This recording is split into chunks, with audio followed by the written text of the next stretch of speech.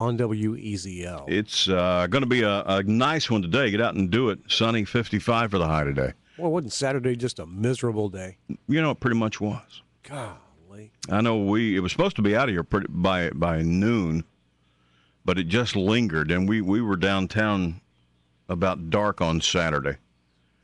And it was Judy said it reminded her of Munich, winter in Munich. It was, that cold mist, wind, and then coming back across the bridge was just beautiful. It was like the fog was alive, man. It lit up, and it was blowing sideways on the bridge across between the towers. It was just really a nice, but it was cold, nasty weather Saturday. Yes, it was. It was cold yesterday, sunny, but it was still cold. And this weekend we're supposed to get more of that rain and cold weather with highs maybe out of the 40s. They say if we're lucky, we'll hit 50. Otherwise, it's going to be in the 40s and wet again Friday, Saturday, Sunday. So get it done today if you can get it done, because rain's back in tomorrow. Toyota says they will have an announcement today about how they're going to handle the replacement of those accelerators. They shipped a lot of them to the factories over the weekend. They are shipping them out across the country this week. I think they're expected to be in dealers' hands for replacement starting Thursday, is the story that's out. I was reading some of it this morning. Of course, it's not every Toyota that was ever made that's got this problem. It's their limited number of years for those 8 models that are affected by these accelerators. And basically the last 2 years, because they switched manufacturers of those. And when they did is when the problem started occurring.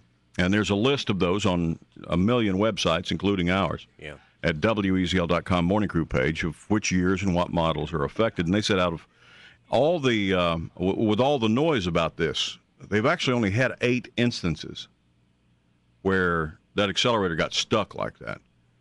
And but they just have, and I think a couple of people actually died from the accidents, but they just didn't want to let that continue to be a problem.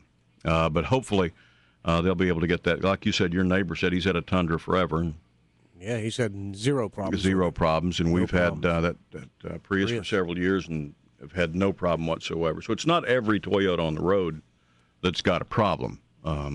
And if yours is one, I'm sure that they'll contact you and say, "Hey, bring it in here and let's or fix again, this thing." check the websites exactly and see if you're driving one of those vehicles listed, and if it is, take it upon yourself, take it in there Thursday or Friday, and get an appointment and get that thing changed out. That's pretty much the deal on that.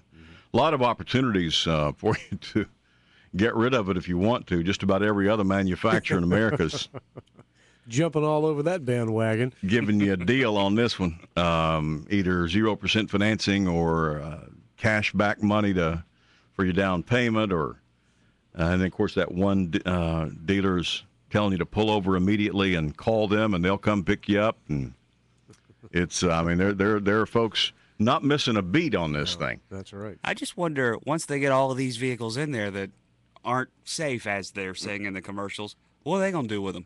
Well, they'll replace the accelerators and sell them. Oh, okay. Exactly what they'll do with them. All of them. That's because that's basically what's making these cars unsafe for those accelerators. And once they're replaced, they'll be fine. So we'll see how it all shakes out. But it'll be interesting. You know what it has done, though, is stirred some competitiveness among the American auto manufacturers. Yeah. All the bad news has been for GM and Ford, Ford hadn't had any bad news. They've been doing great. Chrysler and GM particularly, but this, with some bad news for Toyota, gives them room to step back out of the light just a minute and say, okay, somebody else this time. That's right. So it's actually bad news for Toyota is good news for Detroit, I guess is the way that works. And as far as the weather goes, we were talking about that a second ago. It looks like 4 people died in North Carolina over the weekend. Nobody in South Carolina. They had one pedestrian hit by a snow plow. 2 people died of heart attacks shoveling snow. And one went on a hike in the woods in the snow, fell, and died.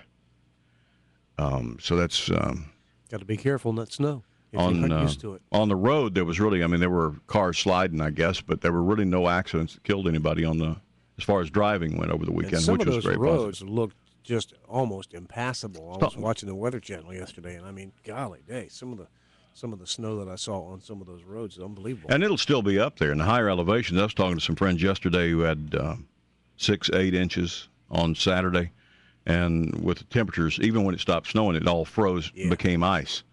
Yeah. So it'll take them a day or two because temperatures haven't warmed up a whole lot. It'll take them a day or two. So if you're traveling that way, be advised there's probably still some wintry roads up there. They're doing the best they can to get them cleaned up, but just give yourself a little extra time. All right, 7:08 at WEZL. It's that time of year.